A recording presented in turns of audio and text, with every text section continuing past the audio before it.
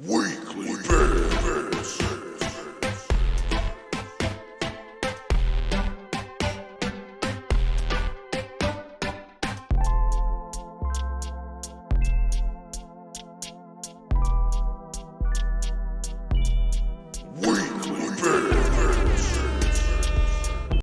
On to Yeah, but you have this rare moment to just be yourself. where I'm live with no script, Yeah. and what do I need to tell like, the world? Oops. And we're live. Hey everybody, how's it going? Yeah, but you welcome to Weekly Bets. Where I'm live with I'm no Bram script. BTC, What do I as need to always. tell the world? Got my co-host.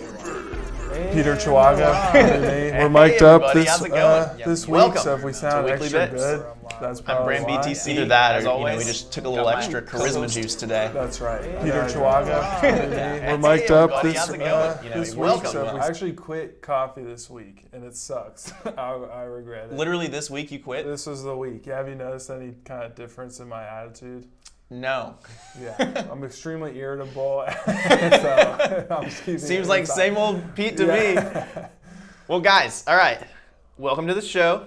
It's a beautiful Friday. We got a long weekend ahead of us. But before we get into it, there's a little bit of Bitcoin news we got to cover. That's right. It's been a good week. You know, there's been some cool stuff happening. Oh, for sure. Every week. If you don't mind, I'll kick it off here. So By I'm all means. extra pumped to share this big story that we have at the top of our show here, because it's one of these moments that really captures like the full mainstream media. I mean, this news was everywhere, whether you're into Bitcoin or not. Has some kind of super Bitcoin overlap that I think from our perspective we're in a good position to share, and I think also kind of reinforces something that Bitcoiners have been arguing for a long time. So that's my hype up to share that, as a lot of you probably saw, at the beginning of this week, FinCEN files were released. That's the kind of consortium name for a bunch of regulatory reports that were leaked by a collection of journalists. It was leading kind of financial institutions, their reports to FinCEN, indicating some concerns or some highlights they had about how some of the money they were moving was probably connected to criminal activity, authoritarian regimes, etc.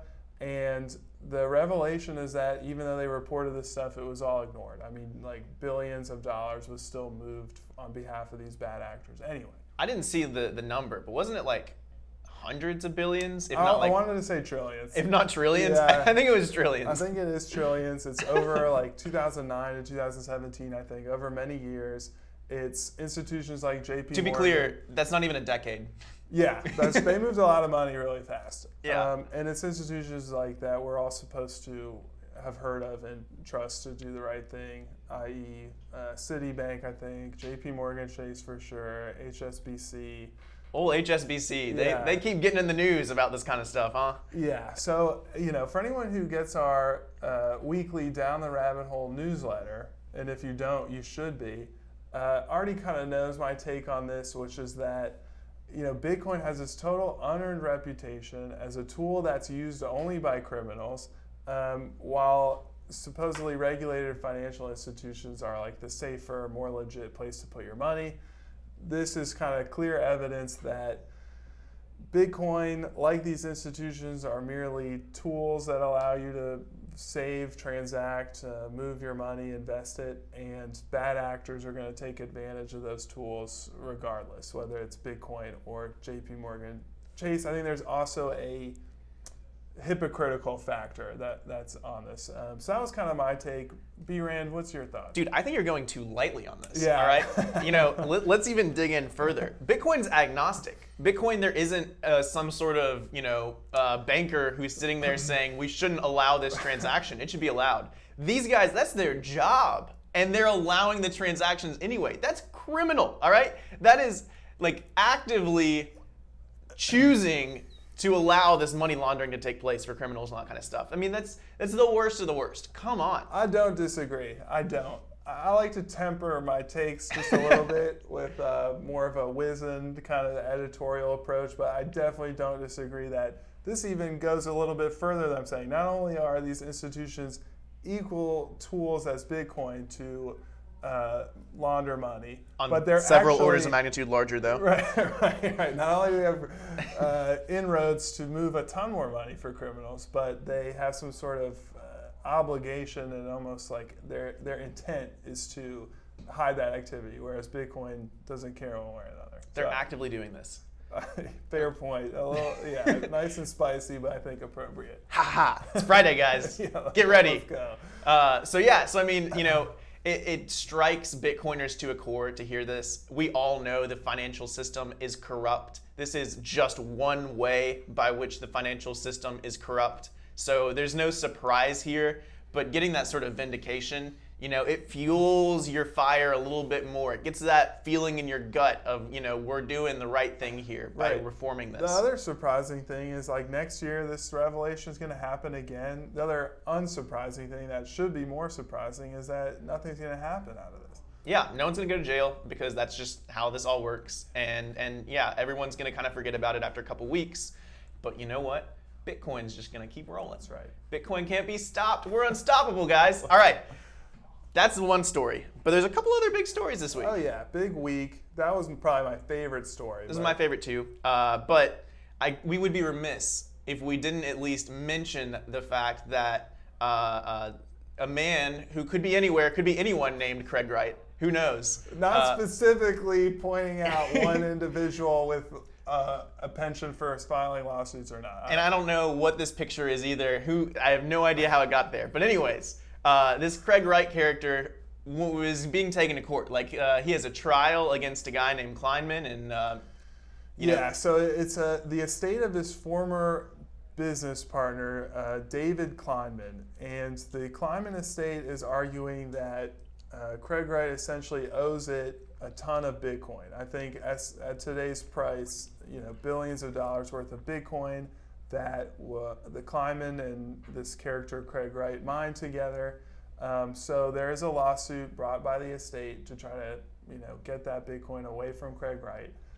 Craig Wright attempted to I think have this dismissed or have the judge settle it out of court, and that motion has now been denied. That's the specific denied. So it's heading to court, I think, in early 2021.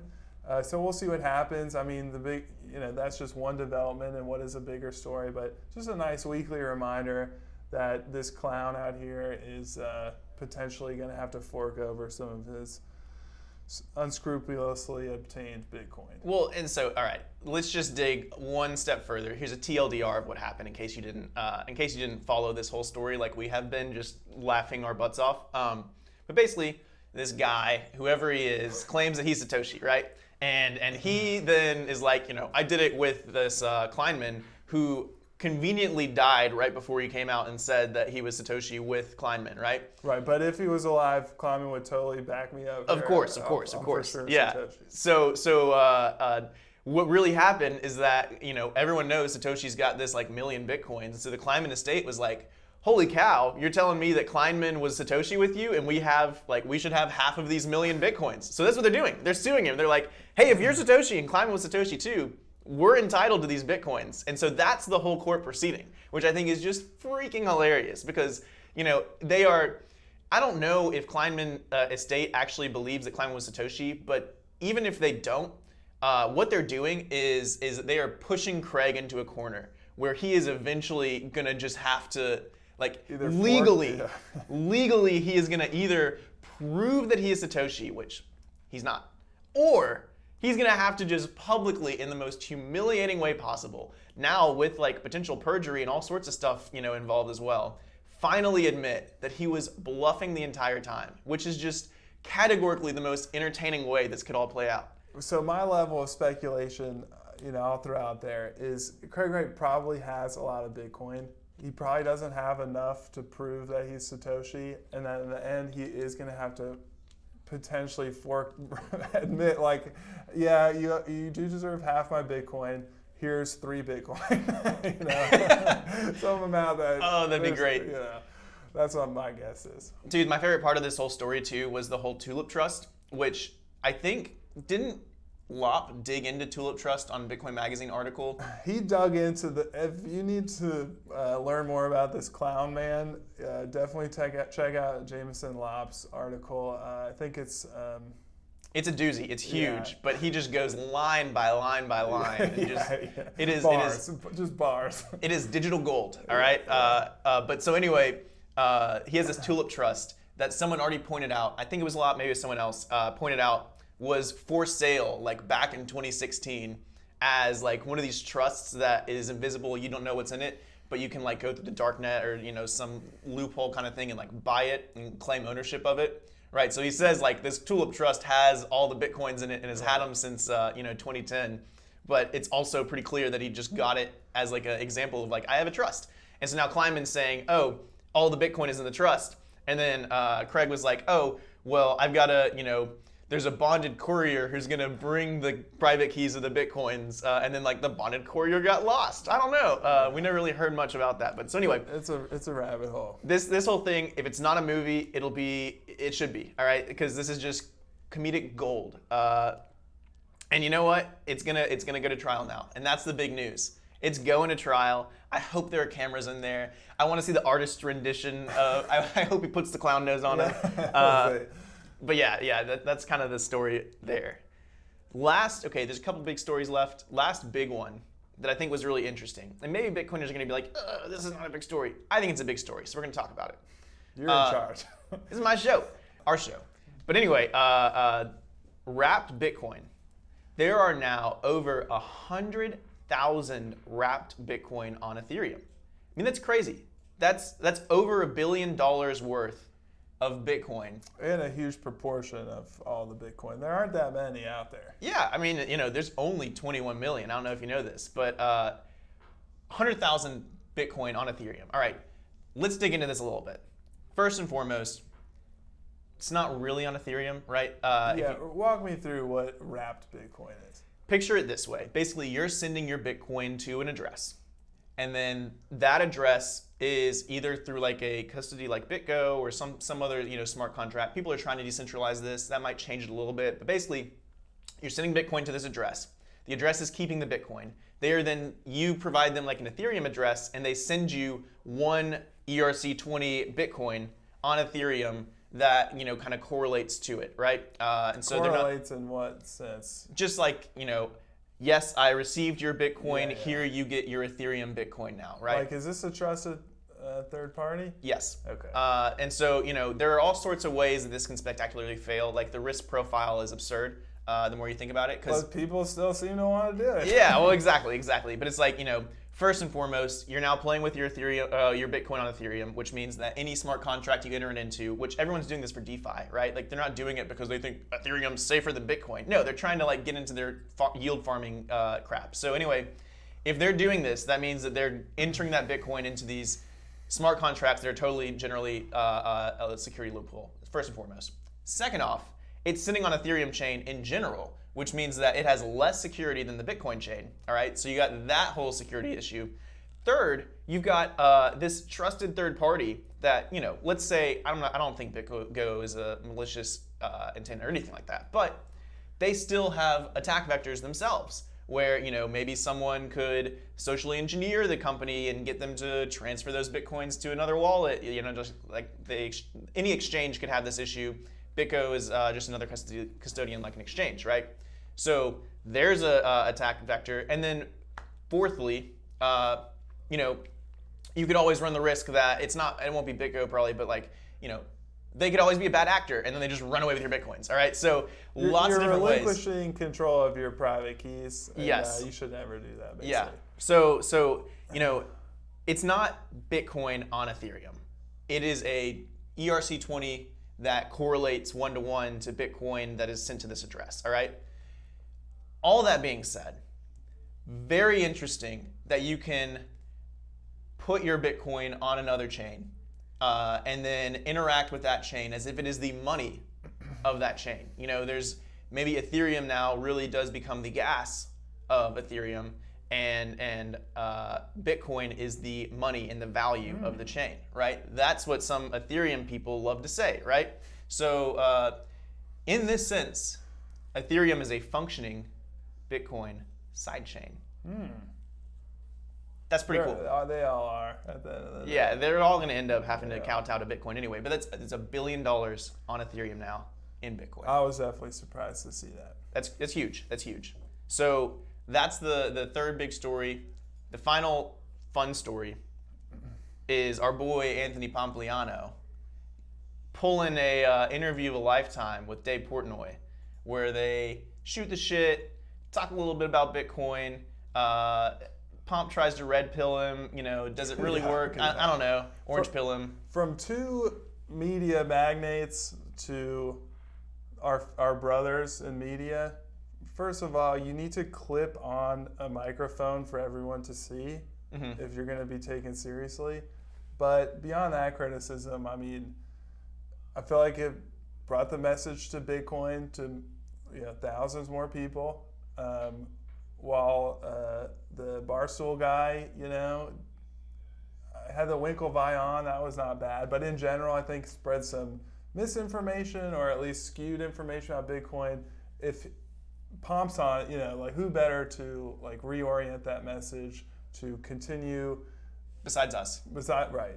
Only a few people, including me and you. Right. And kind of reorient the message for all the people who are into Barstool Sports too. So I think that was a positive for sure. Totally. I don't want to say that the Winklevi blew it, but going into when we talked about this. Start with the Winklevi. I guess just because they're in the Facebook movie that he started with them, right? Yeah. I mean, they're the twins. It's cool and everything, but they kicked it off with asteroid mining, which just you're gonna lose them. You're gonna lose them. Yeah, so, I definitely liked.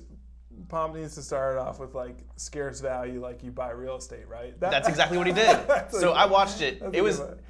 I hate to say this, guys, but you should watch it. It was really good. It was very entertaining. But Pomp does kick it off. He's like, did you buy a house in Nantucket? You know how there's not an infinite houses, so that house cost more.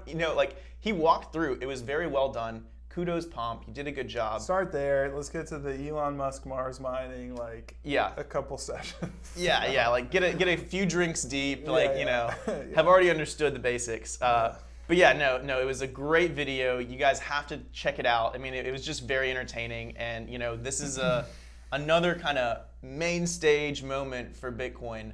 Even though some people the real main stage says Barstool's all shit, right? So it's we're working our stages up. Yeah. But it's cool. They need to get better mics. They need better mics, like us. Yep. We got the better mics. That's right. Well, guys, that's the show. Heck of a week. Great week. It's going to be a great week next week, too. It's going to be a great weekend. Can't wait for it. Got some fun plans. Fall is here. So, guys, enjoy it. We're signing off. Weekly